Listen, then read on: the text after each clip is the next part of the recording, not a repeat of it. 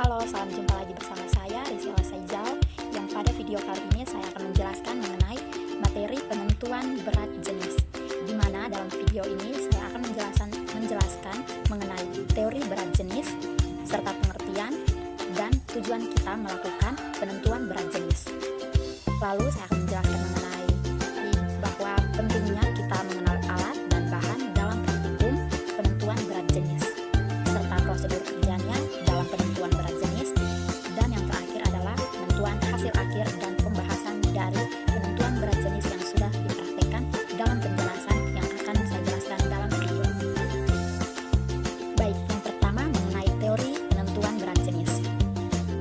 Berat jenis didefinisikan sebagai massa suatu bahan per satuan volume bahan tersebut. Berat jenis juga didefinisikan sebagai perbandingan keratapan dari suatu zat terhadap keratapan air.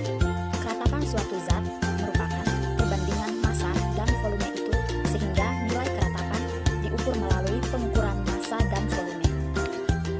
Sedangkan tujuan penentuan berat jenis adalah tujuan praktikum bobot jenis dan keratapan untuk menentukan bobot jenis beberapa cairan minyak, alkohol, minyak kelapa, gliserin, parafin, dan menentukan keratapan dari beberapa zat padatan asam borat. Selanjutnya, dalam sebuah praktikum, kita harus mengenal alat dan bahan terlebih dahulu. Alat yang digunakan dalam praktikum bobot jenis atau dalam penentuan berat jenis adalah yang pertama, botol semprot, corong, plat kasar, gelas ukur 50 ml, gelas piala 25 ml, piknometer 25 ml, timbangan, dan tisu.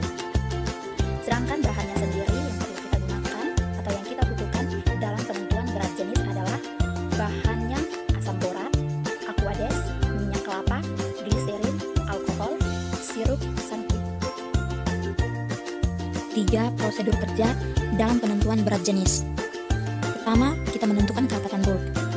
Cara menentukan kerapatan bulk, timbang asam borat sebanyak 10 gram, kemudian masukkan ke dalam gelas ukur 50 ml.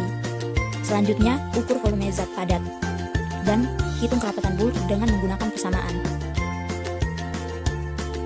Maaf, ini yang kedua, menentukan kerapatan mampat. Langkah pertama, timbang zat padat sebanyak 10 gram. Masukkan ke dalam gelas ukur, lalu ketuk selama 100 kali ketukan. Ukur volume yang terbentuk dan hitung kerapatan mampat dengan menggunakan persamaan. Yang ketiga, menentukan kerapatan sejati.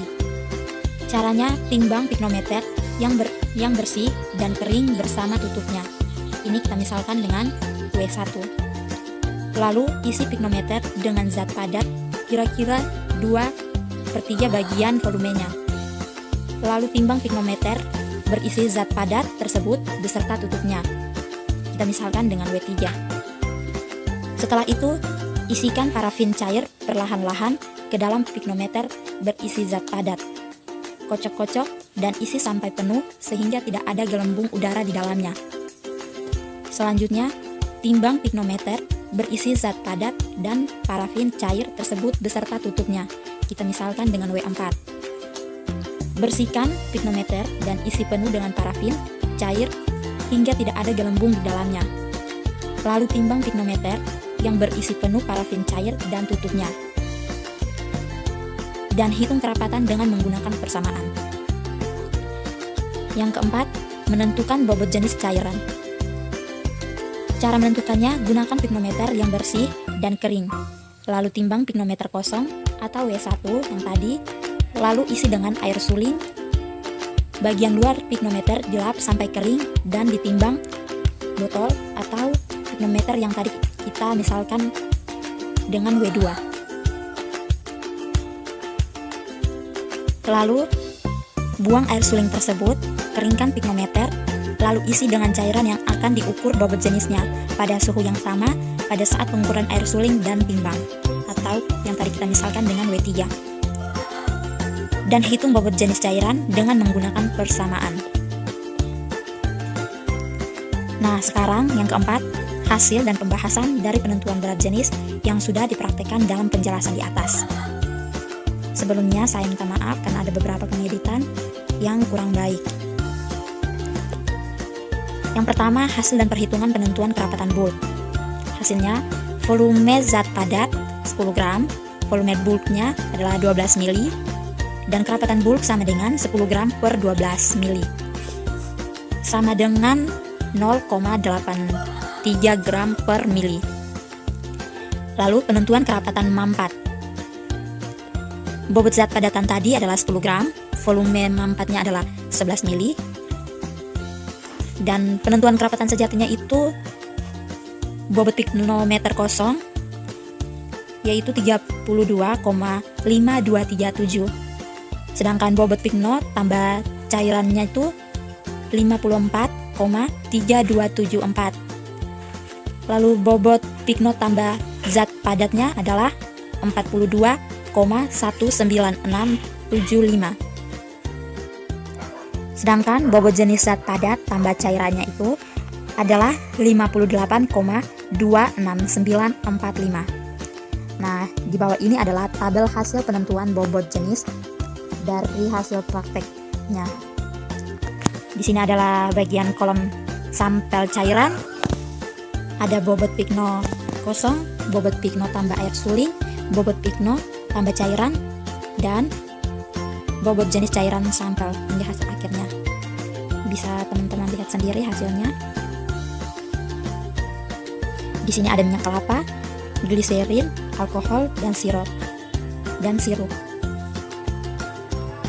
Yang berat jenis cairan sampelnya itu minyak kelapa 0,9068 gram per mili, dan gliserin 1,25 gram per mili, alkohol 0,94 gram per mili, sirup 1,30 gram per mili. Kita lanjut. Pembahasannya, pada penentuan bobot jenis minyak diperoleh hasil 0,9068 gram per mili bobotnya, seperti hasil pada tabel yang tadi sudah saya paparkan di atas. Dan jenis gliserin diperoleh 1,25 gram per mili.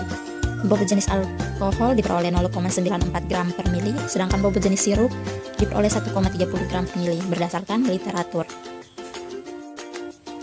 Diperoleh juga bobot jenis minyak kelapa yaitu 0,903 gram per mili, bobot jenis gliserin adalah 1,25 gram per mili, dan bobot jenis alkohol 0,81 gram per mili.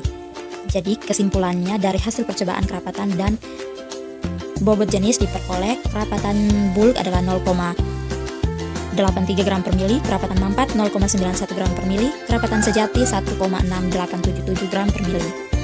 Bobot jenisnya minyak kelapa 0,9068 gram per mili, gliserin 1,25 gram per mili, alkohol 0,94 gram per mili, dan sirup 1,018 gram per mili. Oke, sampai sini dulu hasil penjelasan saya. Terima kasih telah menyimak dari awal hingga akhir penjelasannya. Saya mohon maaf apabila ada kesalahan kata maupun dalam pengeditannya, dan saya berterima kasih sekali lagi. Jangan lupa di like dan subscribe. Sekian dan terima kasih.